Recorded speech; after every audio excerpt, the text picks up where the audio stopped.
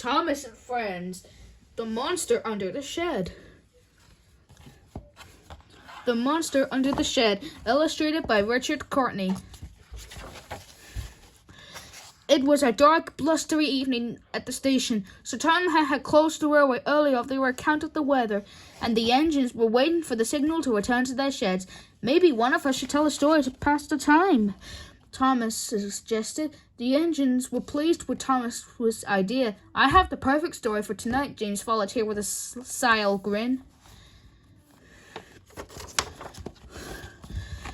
A long time ago, James began, there was a brave Blue Engine who was always eager to help. Blue Engine, the station master asked one night, would you go to the end of the line to grab a coach that was left behind?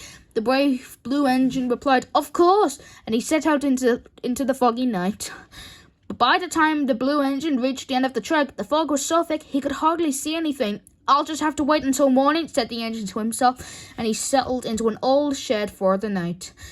Late that night, the little Blue Engines awoke to a noise coming from below the shed. Creak! He opened his eyes and saw long fingers reaching for him through the floorboards.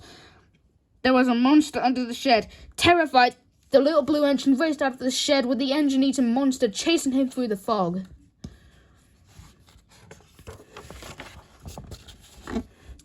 Then what happened?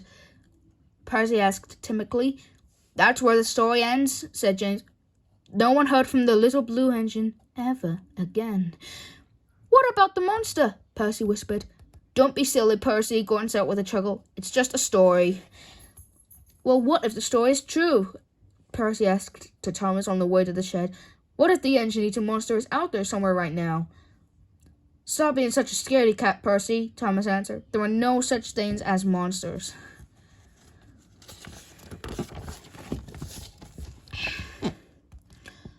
Late that night, after it had settled in for bed, the engines were startled by a terrible racket coming from Percy's shed.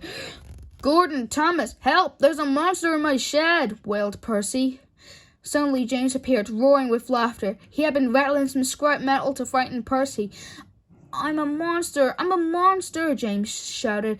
Percy was embarrassed for making such a fuss. It's okay, Percy, Henry said. Sometimes good imaginations have bad thoughts.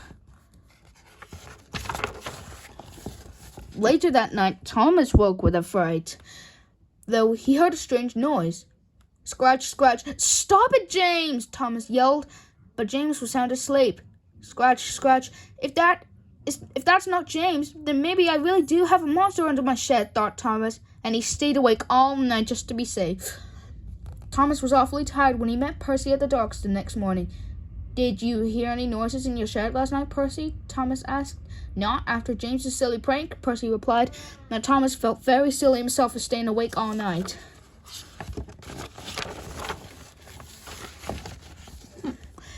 By the middle of the day, Thomas was getting very sleepy and running far behind schedule.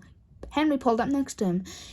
You look like if you can use some special coal, Henry asked. Oh, I'm just a little tired, Thomas answered. He didn't want anyone to know he'd been too frightened to sleep.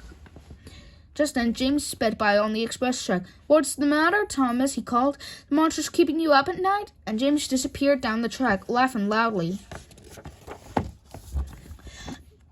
By the end of the day, Thomas barely had enough steam to make it back to the yard. The others were telling stories again, but Thomas went straight to bed. Sometime that night, Thomas woke with a fright. Scratch, scratch, the noises were back, and they were definitely coming from under the shed. Who's there? Thomas whispered into the dark. Creak, creak, came the answer.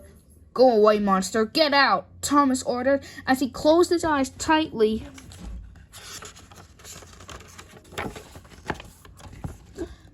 Thump, thump, thump, thump. The noise was getting louder and closer. That will surely wake the other engines, Thomas said to himself. They'll save me from the monster. But the other engines didn't stir. Thump, thump. It's just outside the door, Thomas yelled. There's its head. Help, Gordon, Thomas whispered. But only the monster heard him. Thump, thump, thump, thump. Then the doors of Thomas's shed began to rattle on their hinges. Bang, bang, bang, bang. It's trying to get in, thought Thomas. Then suddenly the banging stopped.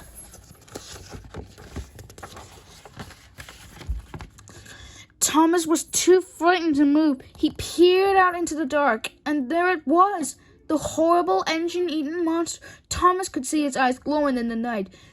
He clamped his own eyes shut and screamed. "Gordon, Henry, Percy, James," he cried. "Save me from the monster!" I'm watching you. "Thomas," Gordon said, laughing, "open your eyes." "What are you laughing at, Gordon?" snapped Thomas. "There's a monster outside my shed." "Not anymore," Gordon replied. "Now the monster is inside your shed." Thomas opened one eye very slowly. "A hedgehog?" Thomas yelped in surprise. "I was afraid of a tiny little hedgehog." Now the engines all laughed, and Thomas laughed with them. "Pussy has a good imagination, Thomas, but I think yours is even better," said Gordon with a little chuckle. "I think you're right," Thomas agreed. "It's the only thing in the world that could turn a tiny hedgehog into a big, scary monster."